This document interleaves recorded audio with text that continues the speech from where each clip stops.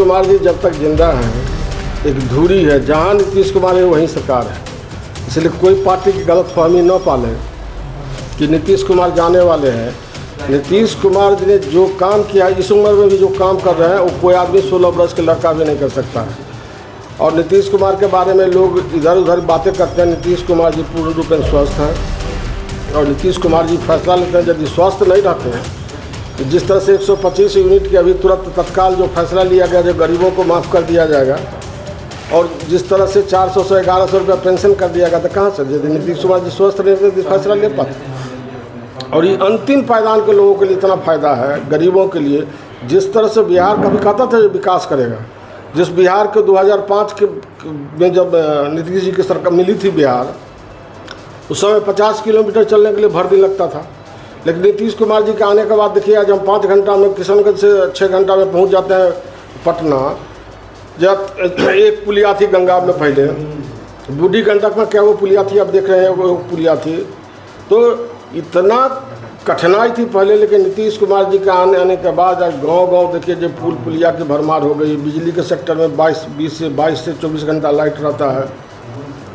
जिस तरह से बिहार में नौकरी दी गई, मैं समझता हूँ भारत में कोई स्टेट नहीं दिया गया, जबकि हमारा राज्य गरीब है, उसके बावजूद भी सबसे ज़्यादा बेरोजगार लोगों को रोजगार दिया गया है।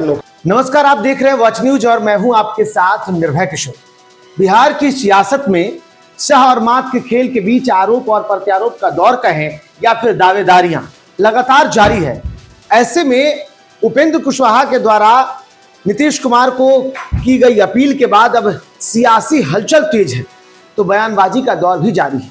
इसी बीच जहां एक तरफ उपेंद्र कुशवाहा ने मुख्यमंत्री नीतीश कुमार को पार्टी और बिहार सरकार की कुर्सी यानी कि मुख्यमंत्री की कुर्सी छोड़ने की जो अपील की, उसके बाद अब प्रतिक्रियाओं का दौर जारी है। जेडीयू के नेता और बिहार सरकार में मंत्री महेश्वर हजारी ने एक बयान दे दिया है और इस बयान में उन्होंने ये दावा कर दिया है कि बिहार में अगर सरकार बनेगी तो सिर्फ और सिर्फ नीतीश कुमार के भरोसे ही बनेगी। नीतीश कुमार चाहे फर्स्ट आए या थर्ड डिवीजन करें, मतलब नीतीश कुमार पहले नंबर पे हो या तीसरे नंबर पे हो, लेकिन वो जिधर भी रहेंगे सरकार उधर ही बनेगी। जाहिर सी बात है, अगर समीकरण को देखा जाए तो लगभग 20 साल यानी कि 2005 के बाद से लगातार देखा जाए तो बिहार सरकार के केंद्र में मुख्यमंत्री नीतीश ही रहे हैं। तभी तो सबसे अधिक बिना चुनाव लड़े सबसे अधिक बार मुख्यमंत्री पद की शपथ लेने वाले मुख्यमंत्री कहे जाते हैं नीतीश कुमार। अब नीतीश कुमार को लेकर के जो बयानबाजी हो रही है, जो दावेदारी की जा रही है, उसको लेकर के समझा जा सकता है। बिहार चुनाव 2004 और 2005 सबको याद होगा। 2005 में जब जेडीयू की सरकार बनती है, मुख्यमंत्री नीतीश कुमार बनते हैं, एनडीए की सरकार बनती है, माफ कीजिएगा, एनडीए की सरकार बनती है और मुख्यमंत्री नीतीश कुमार बनते हैं।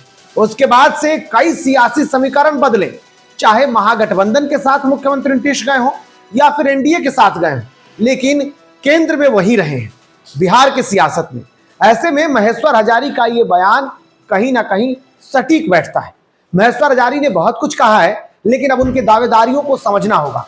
अगर मुख्यमंत्री नीतीश कुमार जेडीयू और एनडीए एक साथ, मतलब बीजेपी, जेडीयू, चिराग पासवान की पार्टी रामविलास जो है लोक जनशक्ति पार्टी रामविलास, या जीतन राम मांझी की पार्टी हम के साथ अगर सरकार बनाती है तब की बात हो, या फिर अगर एक बार फिर से मुख्यमंत्री नीतीश कुमार पासा पलट देते हैं यानी कि महागठबंधन में शामिल हो जाते हैं, तब भी समीकरण वही होगा। बिहार का समीकरण यही करता है कि जहां दो पार्टियां, क्योंकि बिहार में मुख्यतः 3 पार्टियों को बड़े तवज्जो से देखा जाता है, हालांकि पार्टियां कई रही हैं, चाहे महागठबंधन में देखा जाए तो महागठबंधन के जितने भी सहयोगी दल हैं, लेकिन मजबूत पार्टी के तौर पर बिहार में आरजेडी, इसके अलावा बीजेपी और जेडीयू को देखता आया गया है।